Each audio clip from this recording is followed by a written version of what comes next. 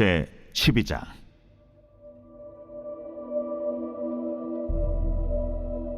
모세가 구스 여자를 취하였더니 그 구스 여자를 취하였으므로 미리암과 아론이 모세를 비방하니라. 그들이 이르되 여호와께서 모세와만 말씀하셨느냐? 우리와도 말씀하지 아니하셨느냐? 여호와께서 이 말을 들으셨더라.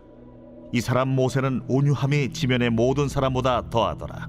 여호와께서 갑자기 모세와 아론과 미리암에게 이르시되 너희 세 사람은 회막으로 나오라 하시니 그 세 사람이 나아가매 여호와께서 구름 기둥 가운데로부터 강림하사 장막문에 서시고 아론과 미리암을 부르시는지라. 그 두 사람이 나아가매 이르시되 내 말을 들으라.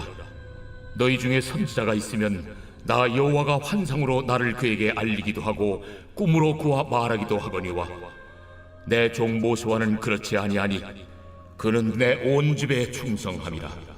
그와는 내가 대면하여 명백히 말하고 은밀한 말로 하지 아니하며 그는 또 여호와의 형상을 보거늘 너희가 어찌하여 내 종 모세 비방하기를 두려워하지 아니하느냐? 여호와께서 그들을 향하여 진노하시고 떠나시매 구름이 장막 위에서 떠나갔고 미리암은 나병에 걸려 눈과 같더라. 아론이 미리암을 본즉 나병에 걸렸는지라. 아론이 이에 모세에게 이르되 슬프도다 내 주여, 우리가 어리석은 일을 하여 죄를 지었으나 청하건대 그 벌을 우리에게 돌리지 마소서.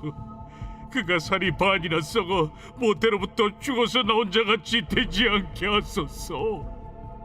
모세가 여호와께 부르짖어 이르되 하나님이여, 원하건대 그를 고쳐 주옵소서. 여호와께서 모세에게 이르시되 그의 아버지가 그의 얼굴에 침을 뱉었을지라도 그가 이래 동안 부끄러워하지 않겠느냐? 그런즉 그를 진영 밖에 이래 동안 가두고 그 후에 들어오게 할지니라. 이에 미리암이 진영 밖에 이래 동안 갇혀 있었고 백성은 그를 다시 들어오게 하기까지 행진하지 아니하다가 그 후에 백성이 하세롯을 떠나 바란 광야에 진을 치니라. 오늘 본문 말씀은 미리암과 아론이 영적 질서를 무너뜨리면서 하나님의 진노를 사게 되는 장면을 보여줍니다. 하나님의 진노로 미리암이 나병에 걸리고 모세가 중보기도해서 그 병이 낫게 되는 이야기가 나옵니다. 민수기 12장 1절에 보시면 모세가 구스 여자를 취하였더니 그 구스 여자를 취하였으므로 미리암과 아론이 모세를 비방하니라. 모세가 구스 여자를 아내로 맞이했습니다.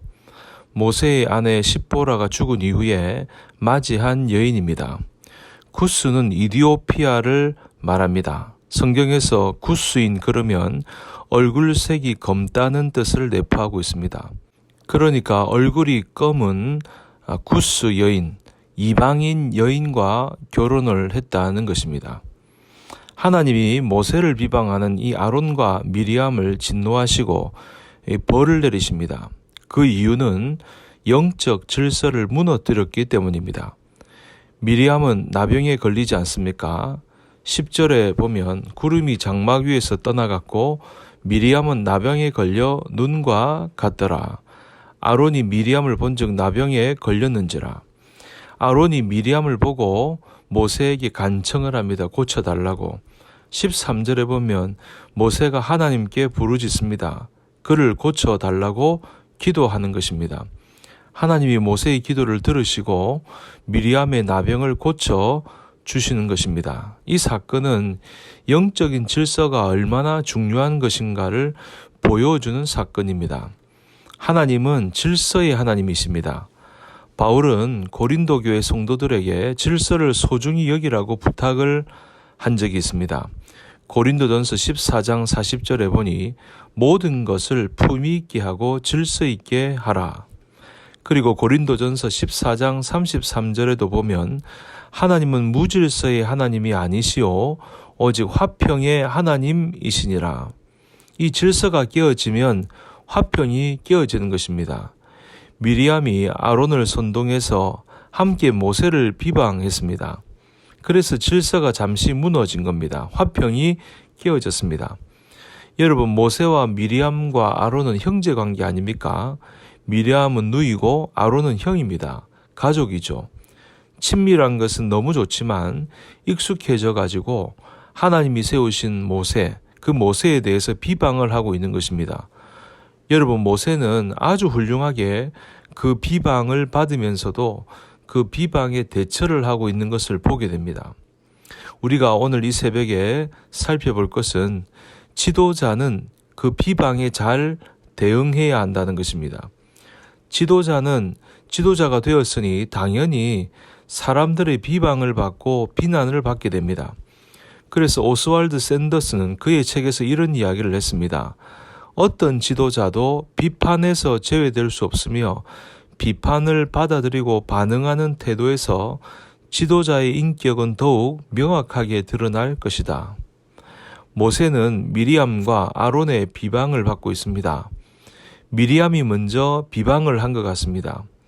왜냐하면 나병에 걸린 것을 보니 그가 비방을 했고 아론을 끌어들인 것입니다. 그래서 두 사람이 당을 지어서 모세를 비방을 한 것입니다. 왜 비방을 했는가? 구스 여인, 이방 여인과 결혼을 했기 때문입니다. 구스 여인, 다시 말하면 피부색이 까만 여인인데 더군다나 이방인입니다. 그러니까 누이인 자기와 상의를 하지 않았다는 거죠. 그리고 마음에 들지 않고 또 시기 질투가 생긴 것입니다. 또 한 가지 이유는 교만 때문입니다. 2절에 보니까 그들이 이르되 여호와께서 모세와만 말씀하셨느냐 우리와도 말씀하지 아니하셨느냐 하매 여호와께서 이 말을 들으셨더라. 이스라엘의 지도자는 분명히 모세인데 그 모세가 영적 지도자인데 너만 지도자냐, 너만 하나님의 말씀을 듣느냐 하면서 영적 질서를 어지럽히게 됩니다. 그러니까 자기 위치를 망각하고 있는 것입니다. 여러분, 교만이란 자기 위치를 망각하는 것입니다. 자기 위치를 벗어나는 겁니다. 오스왈드 샌더스는 이런 말을 했습니다. 질투는 교만에 가까운 친척이다. 사실 하나님께서 미리암과 아론에게 엄청난 위치를 주셨습니다.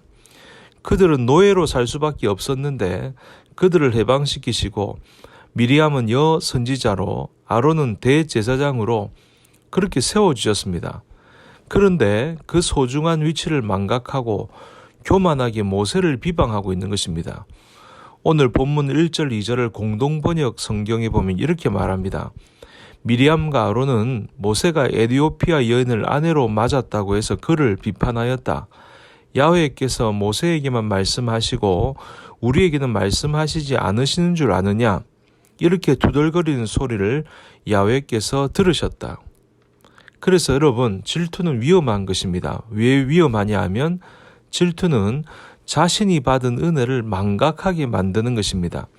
남의 것을 자꾸 보니까 자신이 받은 은혜를 자꾸 망각하게 되는 것입니다. 질투는 자신의 역할과 위치의 소중함을 망각하게 만드는 것입니다. 지금 미리암과 아론의 위치가 얼마나 소중합니까? 그런데 그 소중한 것을 망각하고 지금 모세와 경쟁하려고 하는 것입니다. 그러니 우리는 질투를 경계하고 교만을 경계해야 됩니다. 그러면 시기와 질투를 극복하는 방법이 무엇일까요? 그것은 하나님을 바라보는 것입니다. 하나님 앞에 자신을 낮추는 것입니다.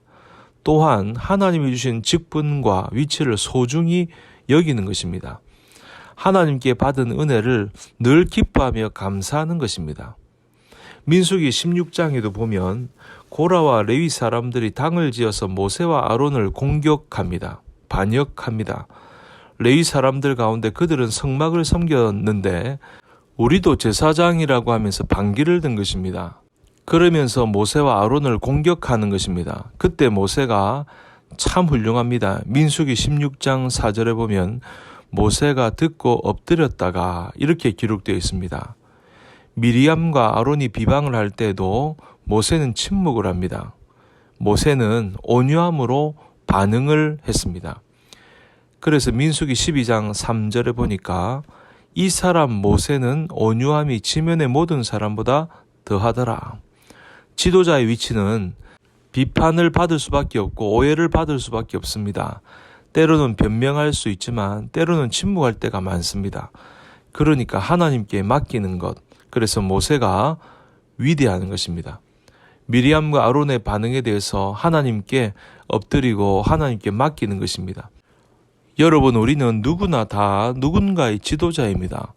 부모는 자녀들의 지도자이고, 회사에서는 직원들의 지도자이고, 교회에서도 성도들의 지도자이고, 어디에 소속이 되어 있으면 우리는 누군가에게 지도자의 위치에 있습니다.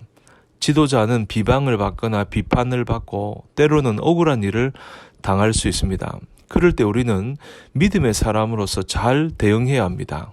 하나님께 엎드리고 하나님께 맡겨야 합니다. 나머지는 하나님이 책임지십니다.